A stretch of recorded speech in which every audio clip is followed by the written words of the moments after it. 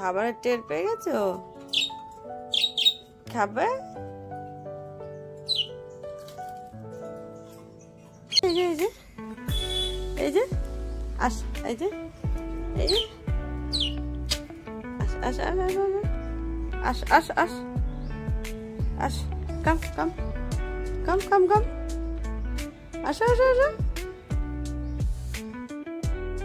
আসো।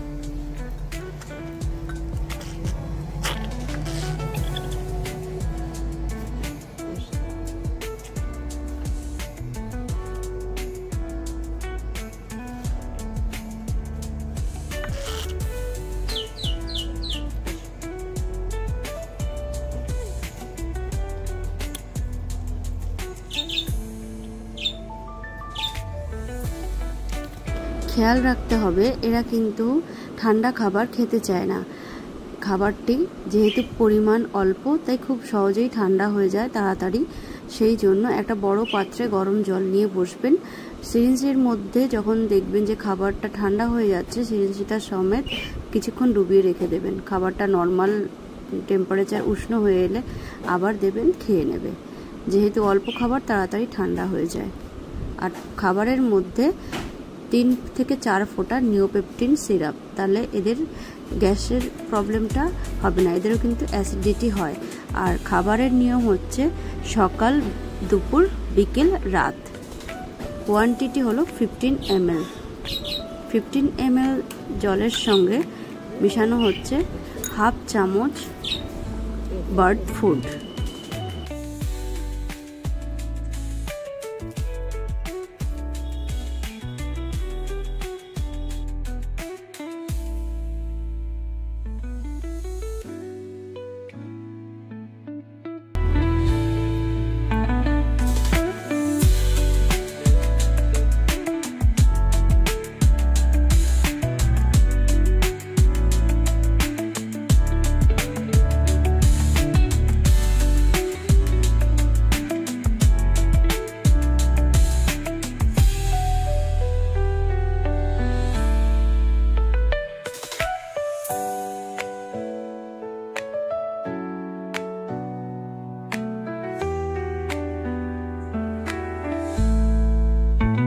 ওর নাম আমরা রেখেছি ম্যাঙ্গো, কারণ ওর রংটা পুরো সিঁদুরে আমের মতন।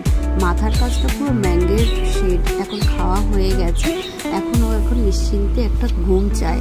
আর এই নামটা কিন্তু আমরা পেয়েছি গুগল থেকে। ম্যাঙ্গো, সান কোরিয়ার পাখি, এগুলো স্পেশাল নেম। আপনারা চাইলে গুগল থেকে সার্চ করে পছন্দ মতো নেম বেছে নিতে পারেন। দেখুন কত আদরেও ঘুমোতে চাইছে আমার কোলের মধ্যে।